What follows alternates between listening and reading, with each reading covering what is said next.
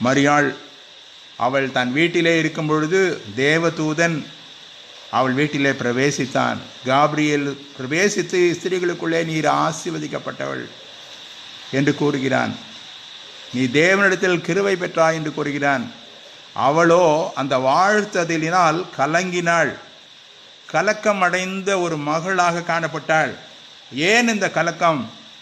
ஐயோ, நான் ஒரு சாதாரண பெண்ணாயிற்றே, நான் இந்த மகத்துவமான இந்த பரிசுத்தமான இந்த வாழ்த்துதலுக்கு நான் தகுதியற்றவள் ஆயிற்றே, ஆண்டவரோடு நெருங்கி ஜீவிக்கும் அந்த ஜீவியத்திலே குறைவுபட்ட நிலையிலே வாழ்கிறேனே என்ற ஒரு நிலையிலே மரியாள் பயந்தவளாக அதை சிந்தித்து கொண்டிருந்தாள். தன் நிலையை பார்த்தாள், தனக்கு எதிரே இருக்கும் தூதனை பார்க்கிறாள், கலங்கி அதை சிந்தித்து கொண்டிருந்தாள் என்று வேதம் கூறுகிறது.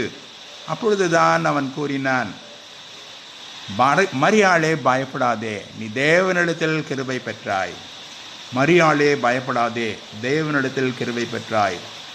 அநேக தருணங்களிலே இந்த கிறிஸ்மஸ் காலங்களிலே நம்மில் காணப்படும் பயங்களின் மத்தியிலே ஆண்டவர் நம்மை பார்த்து கூறுகிறார், பயப்படாதே என்று சொல்லி நம்முடைய பெயரை சொல்லி கூப்பிடுகிறார். நீ கிருபை பெற்றாய். ஏனென்றால் இயேசு கிறிஸ்துவின் மூலமாய் கிருபையும் சத்தியமும் உண்டாயிற்று.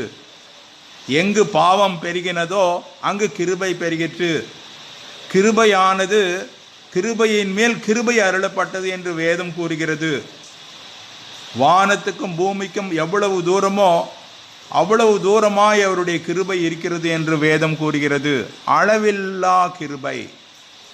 அன்பின் ஆண்டவர் அருகில் நாம் வரும்பொழுது பயப்படும் மக்களாகத்தான் வருகிறோம்.